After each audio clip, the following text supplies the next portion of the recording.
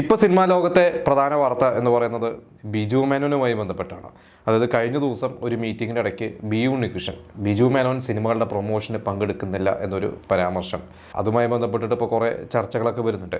അപ്പോൾ ഇതിൻ്റെ ഒരു തുടക്കം എന്ന് പറയുന്നത് ബിജു മേനോൻ അനൂപ് കണ്ണൻ എന്ന് പറയുന്ന നിർമ്മാതാവിൻ്റെ ഒരു സിനിമയിൽ അഭിനയിച്ചു, നടന്ന സംഭവം. അപ്പോൾ അനൂപ് കണ്ണൻ എന്ന് പറഞ്ഞു കഴിഞ്ഞാൽ അദ്ദേഹം സംവിധായകൻ കൂടിയാണ്, അദ്ദേഹം ഫെഫ്കയിലെ മെമ്പറാണ്, പ്രൊഡ്യൂസർ അസോസിയേഷനിലെ മെമ്പറാണ്. അദ്ദേഹം ലാൽ ജോസിൻ്റെ അസിസ്റ്റൻ്റ് ആയിരുന്നു, അസോസിയേറ്റ് ആയിരുന്നു, പിന്നീട് ജവാൻ ഓഫ് വെള്ളിമല എന്ന് പറയുന്ന സിനിമയിലൂടെ സംവിധായകനായി എല്ലാവർക്കും അറിയപ്പെടുന്ന ഒരു വ്യക്തിയാണ്. അദ്ദേഹം മെക്സിക്കൻ അപരാധ എന്ന് പറഞ്ഞ സിനിമ നിർമ്മിച്ചിട്ടുണ്ട്, അത് ഭയങ്കര സൂപ്പർ ഹിറ്റായിരുന്നു. അത് കഴിഞ്ഞിട്ട് അദ്ദേഹം നിർമ്മിച്ച ഒരു സിനിമയായിരുന്നു സുരാജ് വെഞ്ഞാറമൂടും ബിജു മേനോനും അഭിനയിച്ച നടന്ന സംഭവം. അപ്പോൾ ആ ഒരു സിനിമയുടെ പ്രൊമോഷൻ്റെ ഭാഗമായിട്ട് ബിജു മേനോൻ പങ്കെടുത്തില്ല. അത് കാരണം ചാനലിൽ നിന്ന് കിട്ടേണ്ട തുക, അതായത് സാറ്റലൈറ്റ് തുകയിൽ നിന്ന് 25 ലക്ഷം രൂപ കുറച്ചാണ് ചാനൽ കൊടുത്തത് എന്നാണ് പറഞ്ഞത്. അപ്പോൾ കൂട്ടത്തിൽ ബി ഉണ്ണികൃഷ്ണൻ പറഞ്ഞു, ഈ അടുത്ത് ജിത്തു ജോസഫിൻ്റെ ഇപ്പോൾ തിയേറ്ററിൽ ഓടിക്കൊണ്ടിരിക്കുന്ന ഒരു സിനിമയാണ് വലതുവശത്തെ കള്ളൻ, ആ സിനിമയുടെ പ്രൊമോഷൻ പരിപാടികൾക്കും ബിജു മേനോൻ പങ്കെടുത്തില്ല. അപ്പോൾ ഇതൊരു സീരിയസ് ആയിട്ടുള്ള ഇഷ്യൂ ആണ്. പിന്നെ ബിജു മേനോൻ മാത്രമല്ല, മറ്റ് വേറെ നടന്മാരൊക്കെ ഉണ്ട് എന്ന രീതിയിലൊക്കെ ഒരു ഹിൻ്റാണ് കൊടുത്തിരുന്നത്.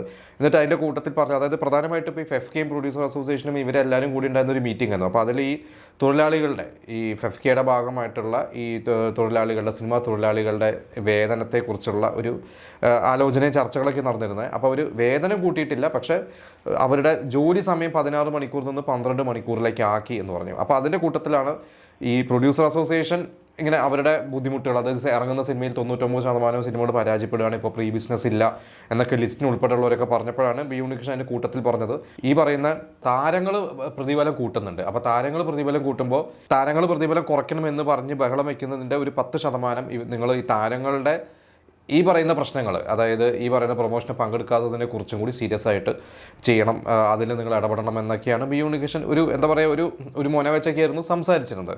അപ്പോൾ ശരിക്കും ഈ പ്രൊമോഷൻ്റെ കാര്യങ്ങൾ പറയുമ്പോൾ ശരിക്കും എന്താണ് പ്രൊമോഷൻ, അപ്പോൾ അതിനെക്കുറിച്ചും ചർച്ചകളുണ്ട്. അതായത് ഒരു സിനിമ ഷൂട്ട് അഗ്രിമെൻ്റ് ആദ്യം സൈൻ ചെയ്യുന്നുണ്ട്, അതായത് ഇവർ ആ സിനിമ അഭിനയിച്ച് കഴിഞ്ഞ ശേഷവും ഈ സിനിമ തിയേറ്ററിൽ ഇറങ്ങുന്ന വരെ, തിയേറ്ററിൽ ഇറങ്ങിയ ശേഷമൊക്കെ അതിൻ്റെ പ്രൊമോഷൻ്റെ കാര്യങ്ങൾക്കൊക്കെ പങ്കെടുക്കണം എന്നുള്ളതാണ് ഒരു ആക്ടർ എന്ന രീതിയിൽ അവരുടെ ഉത്തരവാദിത്തം. അതാണ് അവർ അഗ്രിമെൻറ്റിൽ പറയുന്നത്.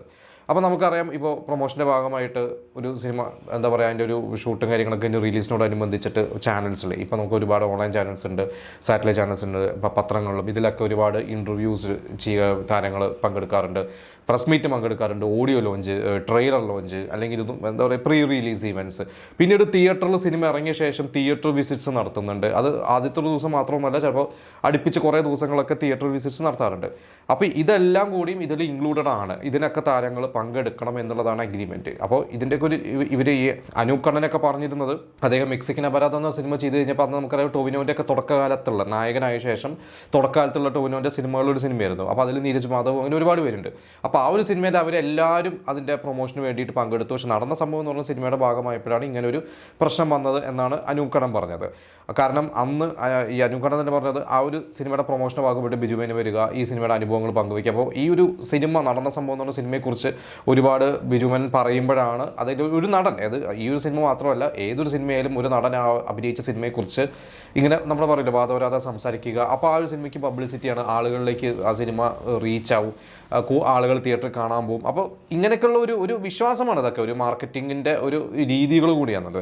അപ്പോൾ ബിജു മേനോൻ ഇതിൽ പങ്കെടുക്കുന്നില്ല എന്നുള്ള രീതിയിലുള്ള പ്രശ്നങ്ങളാണ്. അപ്പോൾ വലതുവശത്തെ കളൻ എന്ന് പറയുന്ന സിനിമയെക്കുറിച്ച് പറയുമ്പോഴും ആ ഒരു സിനിമയുടെ തുടക്കകാലത്ത്, അതിൻ്റെ തുടക്കം മീൻസ് അതിൻ്റെ ഒരു പ്രീ റിലീസിന് മുമ്പുള്ള അതിൻ്റെ പ്രൊമോഷൻ പരിപാടികൾ, ഈ പറഞ്ഞ ഇൻ്റർവ്യൂസിലൊക്കെ ജിത്തു ജോസഫും അതിൻ്റെ റൈറ്ററും പിന്നെ ബാക്കിയുള്ള കുറച്ച് ആർട്ടിസ്റ്റുകൾ, അതിൽ KR ഗോകുൽ എന്ന് പറയുന്ന നടൻ, ഇങ്ങനെ അതിൽ അഭിനയിച്ച നടിമാർ, ഇവരൊക്കെ അതിൽ പങ്കെടുത്തിരുന്നു.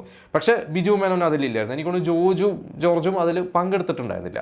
പിന്നെ പ്രസ് മീറ്റ് വന്നു കഴിഞ്ഞപ്പോൾ അതിൽ ബിജു മേനോൻ ഉണ്ടായിരുന്നു, ജോർജ് ഉണ്ടായിരുന്നു, എനിക്ക് ഓർമ്മയില്ല. എന്തായാലും ഇതിൽ ജിത്തു ജോസഫ് എവിടെയും ബിജു മേനോൻ്റെ പേരൊന്നും പറഞ്ഞിട്ടില്ല. ബി ഉണ്ണികൃഷ്ണനാണ് ഇതിൻ്റെ കൂടെ ഒന്ന് പരാമർശിച്ചിട്ടുള്ളത്.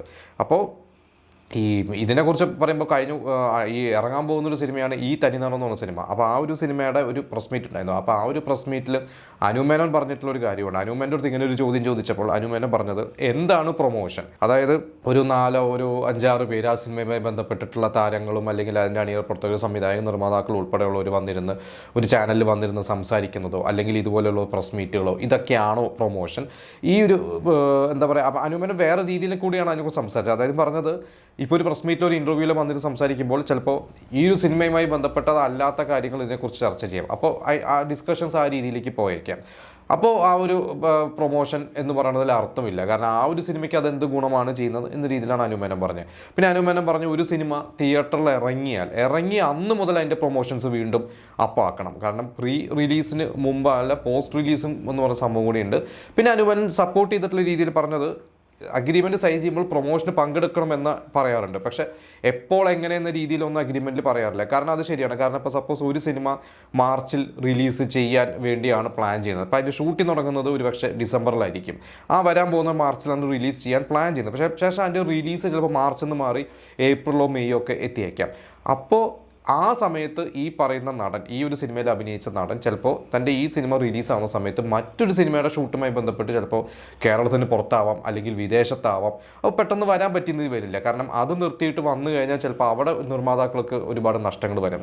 അപ്പോൾ അനുമേനം പറഞ്ഞത് ഇതെല്ലാം ഉൾക്കൊള്ളണം. കാരണം ആ ഒരു നടൻ്റെ അപ്പുറത്തെ ഒരു മാനസികാവസ്ഥയും കൂടി മനസ്സിലാക്കിയിട്ട് മാത്രമേ നമുക്ക് ഇതിനെക്കുറിച്ച് പറയാൻ പറ്റുള്ളൂ. അതുകൊണ്ട് ഇതങ്ങനെ ഒറ്റ വാക്കിൽ ആരെയും കുറ്റപ്പെടുത്താൻ പറ്റില്ല എന്നാണ് അനുമേനം പറഞ്ഞിട്ടുള്ളത്. ഇത് തന്നെ മുമ്പും പല നടന്മാരും പറയാറുണ്ട്. കാരണം അവർ കഴിയുന്നതും അവരതിന് വരാൻ പങ്കെടുക്കാറുണ്ട്. പക്ഷേ ചിലപ്പോൾ മറ്റു സിനിമകളുടെ ഷൂട്ടിങ്ങിൻ്റെ തിരക്കിലൊക്കെ ആയതുകൊണ്ട് വരാൻ പറ്റാതെ ഇരിക്കാം. പിന്നെ നമുക്കറിയാം, ഇപ്പോൾ കേരളത്തിലാണ് ഇതുപോലെ ഏറ്റവും കൂടുതൽ താരങ്ങൾ ഒരു സിനിമയുടെ പ്രൊമോഷൻ്റെ ഭാഗമായിട്ട് ഇതുപോലെയുള്ള ഇൻ്റർവ്യൂസ് മറ്റു കാര്യങ്ങളൊക്കെയാണ്. അപ്പോൾ നമ്മൾ പുറത്തെ ഭാഷയിലൊക്കെ നോക്കിക്കഴിഞ്ഞാൽ അധികം നമ്മൾ കാണാറില്ല. ഇപ്പോൾ അജിത്ത് എന്ന് പറഞ്ഞ നടനെടുക്കാം. അജിത്ത് കഴിഞ്ഞ എത്രയോ ഒരു 10 വർഷത്തിന് മുകളിലായി ഒരു സിനിമയുടെ പ്രൊമോഷൻ പരിപാടികൾക്ക് ഒന്നും വരാറില്ല. അപ്പോൾ അജിത്തിൻ്റെ ഒരു സിനിമ ഇറങ്ങിയാൽ അതിനൊരു ഹൈപ്പ് ഉണ്ട്, ആ ഒരു സിനിമ ആളുകൾ പോകുന്നു. പക്ഷേ അജിത്ത് ഒരിക്കലും ഒരു ഇൻ്റർവ്യൂവിനോ അല്ലെങ്കിൽ ഒരു ഓഡിയോ ലോഞ്ചിനോ ഒരു പ്രീ റിലീസ് ഇവൻറ്റിനോ ഒന്നിനും വരാറില്ല. ഇപ്പോൾ വിജയനെ നമ്മൾ എടുത്തു കഴിഞ്ഞാൽ വിജയ് ആണെങ്കിൽ പോലും അതിൻ്റെ ഒരു പ്രീ റിലീസ് ഇവൻറ്റ് ഉണ്ടാവും. അതപ്പോൾ വിജയ് ആയാലും രജനീകാന്ത് ആയാലും ഒക്കെ നമ്മൾ എടുത്തു കഴിഞ്ഞാൽ അവിടുത്തെ ടോപ്പ് താരങ്ങൾ, തമിഴിലെ ടോപ്പ് താരങ്ങൾ എടുത്തു കഴിഞ്ഞാൽ അല്ലെങ്കിൽ തെലുങ്കിലായാൽ പോലും ടോപ്പ് താരങ്ങൾ എടുത്തു കഴിഞ്ഞാൽ അവരൊക്കെ അതിൻ്റെ ഒരു പ്രീ റിലീസ് ഇവൻറ്റ്, ഒരു ഓഡിയോ ലോഞ്ച് വയ്ക്കും. അതൊരു ചിലപ്പോൾ വലിയൊരു സ്റ്റേഡിയത്തിലോ ഇവരുടെ ഈ സിനിമയുമായി ബന്ധപ്പെട്ട ആളുകളായിരിക്കാം, ഇവരുടെ സിനിമാ സുഹൃത്തുക്കളായിരിക്കാം, ഇവരുടെ ഫാൻസ് ആയിരിക്കാം, ഇവരെല്ലാവരും വരുന്നു. അവിടെ അവർ വലിയൊരു സ്പീച്ച് നടത്തും. ഇപ്പോൾ രജനീകാന്തിൻ്റെയൊക്കെ നമുക്കറിയാം, ഇപ്പോൾ റീസെൻ്റായിട്ട് ജയിലർ ആയിക്കോട്ടെ, കൂലി ആയിക്കോട്ടെ, ഈ ഒരു സിനിമകൾക്കൊക്കെ രജനീകാന്ത് ഒരു 1/2 മണിക്കൂർ 3/4 മണിക്കൂർ അവിടെ നിന്ന് സംസാരിക്കുന്നത്, അതിലാണ് എല്ലാം ഉള്ളത്. പിന്നെ ആ ഒരു സിനിമ സംസാരിക്കുന്നതാണ്. ആ സിനിമയുടെ പാട്ടുകളായിരിക്കാം, അല്ലെങ്കിൽ അതിൻ്റെ ഒരു ട്രെയിലർ ആയിരിക്കാം. പിന്നെ അതിന് വരുന്നൊരു ഹൈപ്പും കാര്യങ്ങളൊക്കെ വെച്ചിട്ടാണ് ആ സിനിമയ്ക്ക് ആൾ കയറുന്നത്. പിന്നെ ഒപ്പീനിയൻ അനുസരിച്ചിട്ടാണ് ഇതൊക്കെ ഇരിക്കുന്നത്. പക്ഷേ ഇതിലൊന്നും പങ്കെടുക്കാതെയും ആളുകൾ പ്രൊമോഷൻ നടത്തുന്നുണ്ട്. അതായത് ഇപ്പോൾ പത്താൻ എന്ന് പറയുന്ന ഒരു സിനിമയ്ക്ക് ഇറങ്ങിയ സമയത്ത് ഒരു പ്രൊമോഷനോ ഷാറൂഖ് ഖാൻ ഒന്നും വന്നിരുന്നില്ല. സയ്യാരെ എന്ന് പറയുന്ന ഒരു സിനിമ, ഒരു ഹിന്ദി സിനിമ എടുത്ത് ഭയങ്കര സൂപ്പർ ഹിറ്റ് ആയ പുതുമുഖങ്ങളാണ്. ആ ഒരു സിനിമയ്ക്ക് ഒരു പ്രൊമോഷനോ അല്ലെങ്കിൽ ഇവരുടെ അഭിനയിച്ച ആളുകളെ ഒന്നും ഒരു മീഡിയയിലും കണ്ടിട്ടില്ല. അതൊരു സർപ്രൈസ് പോലെയായിരുന്നു. കാരണം ഇവരാരാണ് എന്താണെന്നുള്ളത് തിയേറ്ററിൽ വന്നാലേ അറിയുള്ളൂ. ഇവരുടെ പോസ്റ്റേഴ്സിലൊക്കെ ഉണ്ട്. പക്ഷേ അതിൻ്റെ സോങ്സ് ഇറങ്ങിയിരുന്ന സോങ്സ് ഭയങ്കര ഹിറ്റായിരുന്നു. അപ്പോൾ സോങ്സിനെയാണ് അവിടെ ഒരു മാർക്കറ്റിംഗ് അല്ലെങ്കിൽ ഒരു പ്രൊമോഷൻ, മെറ്റീരിയലായിട്ട് ഇവർ കണക്കാക്കിയിട്ടുള്ളത്. നമുക്കറിയാം, മലയാള സിനിമയിലൊക്കെ പണ്ട് മുതലൊക്കെ എടുത്തു കഴിഞ്ഞാൽ ഇതുപോലെ അന്ന് ഈ ചാനലുകളൊന്നുമില്ല, പത്രങ്ങൾ മാത്രമുള്ള, അല്ലെങ്കിൽ ഒരു ദൂരദർശനോ പിന്നീട് ഏഷ്യാനെറ്റോ അല്ലെങ്കിൽ സൂര്യ TV ഒക്കെ പോലെയുള്ള കുറച്ച് ചാനലുകൾ മാത്രം ഉണ്ടായിരുന്ന ഒരു കാലം ഉണ്ടായിരുന്നു. അന്നൊക്കെ നമ്മൾ ശ്രദ്ധിച്ചു കഴിഞ്ഞാൽ സോങ്സ് ആണ്. ആ സിനിമ റിലീസിന് 3-4 മാസം മുമ്പ് കുറച്ച് ഇതിൻ്റെ ഓഡിയോ കാസറ്റ് ഇറങ്ങും. പിന്നെ ഈ പാട്ടുകൾ കേട്ടിട്ടുണ്ട്. ഇപ്പോൾ ലജ്ജാവതി എന്ന് പറയുന്ന ഒരു പാട്ട് കൊണ്ട് മാത്രമാണ് ആ ഫോർ ദ പീപ്പിൾ എന്ന് പറയുന്ന ആ ഒരു സിനിമയ്ക്ക് കിട്ടിയൊരു ഹൈപ്പ്. അതിലെ സിനിമ തിയേറ്ററിൽ റിലീസാവുന്നവർ അന്നൊന്നും ഇതിലെ താരങ്ങളൊന്നും നമ്മളങ്ങനെ ടി വിയിലോ ഒന്നും കണ്ടിട്ടില്ല. പക്ഷേ തിയേറ്ററിൽ റിലീസായ ശേഷം പിന്നീട് ഇവർ തിയേറ്റർ വിസിറ്റും അങ്ങനത്തെ കുറേ കാര്യങ്ങൾക്കൊക്കെ ഇവരിതിൽ ഭാഗമായിട്ടുണ്ട്. അപ്പോൾ എന്താണ് പ്രൊമോഷൻ അല്ലെങ്കിൽ ഈ പ്രൊമോഷൻ്റെ ഭാഗമാവുക എന്നുള്ളതിനെ കുറിച്ച് തന്നെയാണ് ഇതിൻ്റെ ഒരു ചർച്ച എന്ന് പറയുന്നത്. ഇപ്പോൾ നമ്മൾ പിന്നെ ഇതിൽ വേറൊരു കാര്യം പറയേണ്ടതാണ്.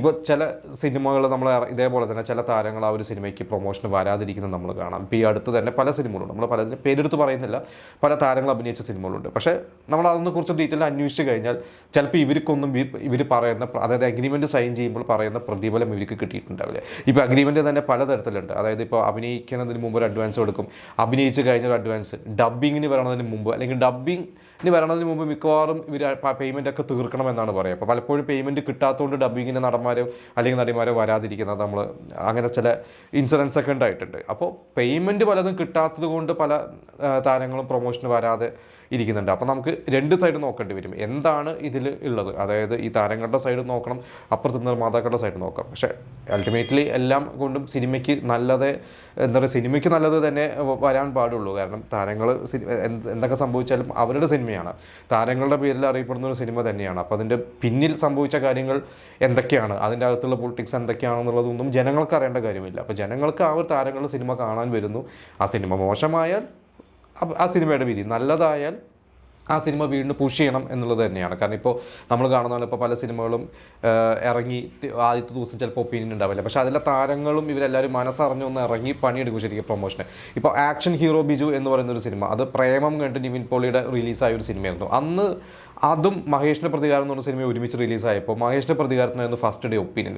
ആക്ഷൻ ഹീറോ ബിജുവിന് ഒപ്പീനിയൻ കുറച്ച് അതായത് അത് വിചാരിച്ചൊരു സിനിമയല്ലായിരുന്നു, വേറെ തരത്തിലുള്ള സിനിമയാണെന്നുള്ളത്. പക്ഷേ അത് നിവിൻ പോളി നിവിൻ പോളി യൂസ് ചെയ്യുന്ന ആ ഒരു ബൈക്കും ഒക്കെ വെച്ചിട്ട് നിവിൻ പോളി അന്ന് ഒരുപാട് പ്രൊമോഷന്, അന്ന് ഈ ഓൺലൈൻ മീഡിയയിൽ അന്ന് കൂടുതൽ ഏഷ്യാനെറ്റ് പോലത്തെ ചാനൽസിലൊക്കെ നിവിൻ പോളി കയറി ഇറങ്ങി ശരിക്കും നന്നായിട്ട് പ്രൊമോട്ട് ചെയ്തിട്ടുണ്ടായിരുന്നു. ഇപ്പോഴാണെങ്കിൽ പോലും നമുക്കറിയാം, ഒരു സിനിമ ഇതേപോലെ തന്നെ അവർ തിയേറ്റർ വിസിറ്റ്സ് നടത്തും. അതായത് ഒരു വെള്ളിയാഴ്ച ഒരു സിനിമ ഇറങ്ങിക്കഴിഞ്ഞാൽ ശനിയും ഞായറും ഒക്കെ ഇവർ ഓൾ കേരള ട്രാവൽ ചെയ്തിട്ട് തിയേറ്റേഴ്സിലൊക്കെ പോയിട്ട് ഇവർ വിസിറ്റ് ചെയ്യുന്നതും കുറേ പോസ്റ്റ് റിലീസായിട്ട് കുറേ ഇവൻറ്റ്സും കാര്യങ്ങളൊക്കെ കണ്ടക്ട് ചെയ്യുന്ന കണ്ടിട്ടുണ്ട്. അപ്പോൾ ഇതെല്ലാം ഇതിൻ്റെ ഒരു ഭാഗമാണ്.